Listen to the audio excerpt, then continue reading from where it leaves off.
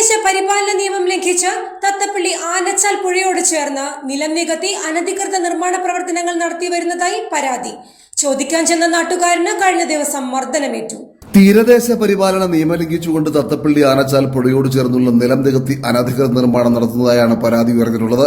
പുഴ കയ്യേറി കെട്ടിത്തിരിക്കുകയും ഇതിനോട് ചേർന്നുള്ള ഏക്കർ കണക്കിന് വരുന്ന നിലം മണ്ണിട്ട് നികത്തുകയും ചെയ്തതായാണ് പരാതി. കൂട്ടുപള്ളി പഞ്ചായത്തിലെ 8ാം വാർഡ് പരിധിയിലെ അംബേദ്കർ കോളനിയുടെ സമീപത്താണ് കയ്യേറ്റം നടന്നിരിക്കുന്നത്. കഴിഞ്ഞ ദിവസം ഇതിനെ ചോദ്യം ചെയ്ത തന്നെ ഭൂമാഫിയ സംഘം മർദ്ദിച്ചതായി പ്രദേശവാസിയായ ഉദയൻ പറഞ്ഞു. BJP 136 നമ്പർ ബൂത്ത് പ്രസിഡന്റായ AM ഉദയനും സഹപ്രവർത്തകരും ചേർന്ന് അനധികൃത നിർമ്മാണം നടത്തുന്ന പ്രദേശത്ത് പ്രതിഷേധമായി എത്തുകയും തുടർന്ന് കൊടി കുത്തുകയും ചെയ്തു. എന്നാൽ കൊടി കുത്തിയവരിൽ ചിലരെത്തി പിന്നീട് കൊടി എടുത്തു മാറ്റുകയും ചെയ്തിരുന്നു. ഇതിന് പിന്നാലെ തന്റെ വിശദീകരണം പോലും കേൾക്കാതെ തന്നെ പാർട്ടിയിൽ നിന്നും പുറത്താക്കിയതായി സമൂഹ മാധ്യമങ്ങളിലൂടെ അറിയേണ്ട അവസ്ഥയാണ് 30 കൊല്ലം പ്രവർത്തിച്ച പാർട്ടിയിൽ നിന്നും തനിക്കുണ്ടായതെന്നും ഉദയൻ പറഞ്ഞു. ഇതേ തുടർന്ന് തത്തപ്പള്ളിയിലുള്ള തന്റെ സ്ഥാപനത്തിലെത്തിയ ഭൂമാഫിയ സംഘം തന്നെ ക്രൂരമായി മർദ്ദിച്ചതായും ഉദയൻ പറഞ്ഞു. അനധികൃത കയ്യേറ്റങ്ങൾക്കെതിരെ റവന്യൂ മന്ത്രി, ജില്ലാ കളക്ടർ ഉൾപ്പെടെയുള്ളവർക്ക് പരാതി നൽകിയിട്ടുണ്ടെന്നും എന്നാൽ യാതൊരുവിധ നടപടിയും ഇതുവരെ സ്വീകരിച്ചിട്ടില്ലെന്നും ഉദയൻ പറഞ്ഞു. പ്രശ്നം എന്താണെന്ന് വെച്ച് കഴിഞ്ഞാൽ ഇവിടെ കുറച്ച് നാളുകളായി ഭൂമാഫിയ സംഘത്തിൻ്റെ അഴിഞ്ഞാട്ടമാണ് നടക്കുന്നത്. കാരണം നമ്മളുടെ ഈ പ്രദേശത്ത് ഒരുപാട് തണ്ണീർത്തടവും അതുപോലെ തന്നെ ജലാശയം കെട്ടിക്കിടക്കുന്ന സ്ഥലങ്ങളുമൊക്കെ ആയിട്ട് ഇവിടെ കിടക്കുന്നുണ്ട്. അതെല്ലാം ഇവർ മൂടിയ വസ്തുക്കളാക്കി ഇവർ ചെറിയ ചെറിയ ആധാരങ്ങളുണ്ടാക്കി ഈ അബിൻസ്, കിഷോർ, യൂസഫ് എന്നിവർ ചേർന്നാണ് ഇത് കൊടുക്കുന്നത്. അതിനെ ചോദ്യം ചെയ്ത് കഴിഞ്ഞപ്പോൾ എന്നെ മർദ്ദിച്ച് ആശുപത്രിയിലാക്കി.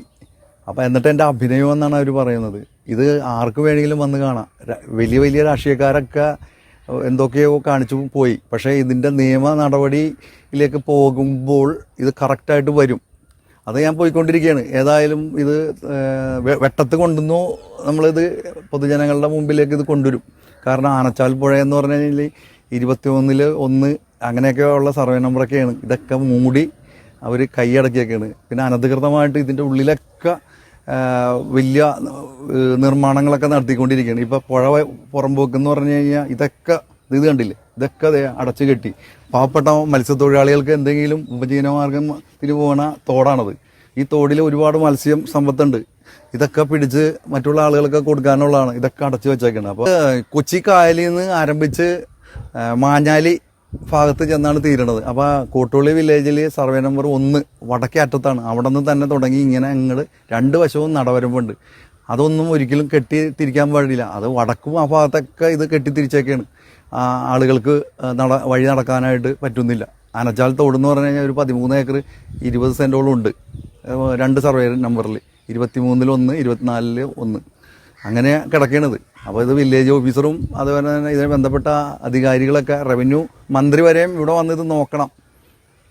അത് തണ്ണീർത്തട നിയമത്തിൽ പ്രത്യേകം പറഞ്ഞിട്ടുണ്ട്. 127 ഏക്കർ തണ്ണീർത്തടം എന്നും 137 ഏക്കർ നെൽവയലും അത് കറക്റ്റായിട്ടുണ്ട്.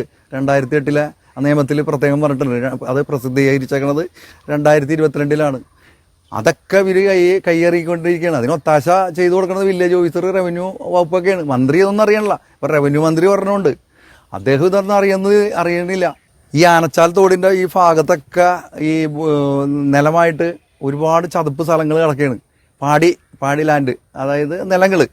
അത് ഇവർ 10,000 രൂപക്കും 20,000 രൂപക്കും ഏക്കർ കണക്കിനാണ് മേടിച്ചിട്ട് പുറത്തുനിന്ന് വേസ്റ്റ് കൊണ്ടുവന്ന് അടിച്ചിട്ട് ഇവർ വൻ വിലക്കാണ് ഇത് കൊടുക്കുന്നത്.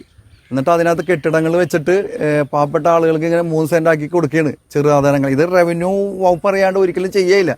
നല്ല പൈസ കൊടുത്തിട്ടാണ് ഇത് കൊടുക്കുന്നത്. പക്ഷേ നമ്മൾ ഒരു സാധാരണക്കാരൻ ഒരു വീട് വെക്കാനായിട്ട് ഒരു 3 സെൻറ്റിൻ്റെ തരം മാറ്റാനായിട്ട് അത് ലീഗലായിട്ട് നമ്മളുടെ സർക്കാർ പറയുന്ന നിർദ്ദേശം അനുസരിച്ച് ഇത് കൊടുക്കും. കൊടുത്തു കഴിഞ്ഞാൽ 5 വർഷം കഴിഞ്ഞാലും ഇത് നിലം പുരയിടം തന്നെ നിലം തന്നെ ആയിട്ട് കിടക്കണം.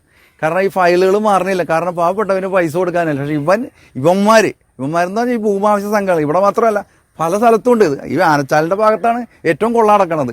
എന്താണെന്നറിയാം, ഈ ആനച്ചാൽ തോടിന് ശാപമാണെന്ന് തോന്നുന്നുണ്ട് എനിക്ക് തോന്നുന്നത്. നമ്മൾ എന്ത് പറഞ്ഞാലും അടിയാണ് ഇവിടെ നടക്കുന്നത്. അപ്പോൾ വലിയ ബിൽഡിങ് വെച്ചിട്ടാണ് ഇവർ കൊടുക്കുന്നത്. അതായത് പാവപ്പെട്ടവന് ഇത് കൊടുക്കണമെന്ന് പറഞ്ഞാൽ 5 ലക്ഷം, ചിലപ്പോൾ 6 ലക്ഷം രൂപയ്ക്കൊക്കെ കൊടുക്കുന്നുണ്ട്. കാരണം എന്താ പറയുക, 3 സെൻറ്റിന് 1 സെൻറ്റിന് 2 ലക്ഷം വെച്ചൊക്കെ നോക്കുമ്പോൾ അവർ 3 സെൻറ്റ് 6 ലക്ഷം പക്ഷേ ഇത് കുറച്ച് കളയുമ്പോൾ ഇരുന്നും പോവുകയാണ് ഈ വീടുകളൊക്കെ. അവർ തലയിൽ കൈ വെക്കുകയാണ്. എന്നിട്ട് അതായത് ഇവർ മേടിക്കണത് ചതുപ്പ് സ്ഥലമാണ്, താന്നു പോവുകയാണ്. ആനച്ചാൽ എന്ന് പറഞ്ഞു കഴിഞ്ഞാൽ അങ്ങനത്തെ ഒരു പ്രദേശമാണ്. എന്നിട്ട് ഫില്ലാണ് വേസ്റ്റ് മുറിക്കട്ട, അതായത് ചെറിയ വിലക്ക് അവർ കെട്ടിടം പൊളിച്ച് മേടിച്ചു കൊണ്ടുവരും.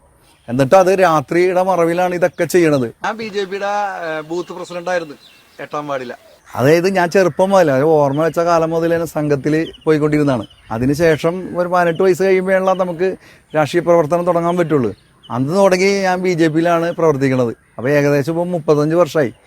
അപ്പോൾ ഈ പാർട്ടിയുടെ കൊടി കുത്തിയെന്നും പറഞ്ഞുകൊണ്ടാണ് അച്ചടക്ക ലംഘനം നടത്തിയെന്നും പറഞ്ഞുകൊണ്ട് എന്നെ പാർട്ടിയിൽ നിന്ന് പുറത്താക്കിയത്. പക്ഷേ എനിക്കൊരു രേഖാമൂലം ഒരു കത്ത ഒന്നും തന്നിട്ടില്ല. ഞാൻ ദൃശ്യമാധ്യമങ്ങളിലും മറ്റുള്ള ഫേസ്ബുക്ക് അങ്ങനെയുള്ള പിന്നെ അതേപോലെ തന്നെ വാട്സാപ്പ് അങ്ങനെയുള്ള അക്കൗണ്ടിൽ കൂടിയാണ് ഞാനിത് കണ്ടത്. അതിൻ്റെ പ്രിൻ്റ് ഞാൻ തെളിവായിട്ട് എടുത്ത് വെച്ചിട്ടുണ്ട്. എന്താണെന്ന് പോലും ചോദിച്ചിട്ടില്ല ഈ പാർട്ടി പ്രവർത്തകർ.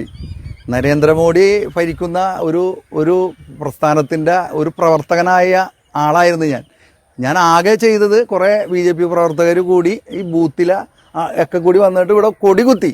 അതാണ് ഞാൻ ആകെ ചെയ്ത തെറ്റ്.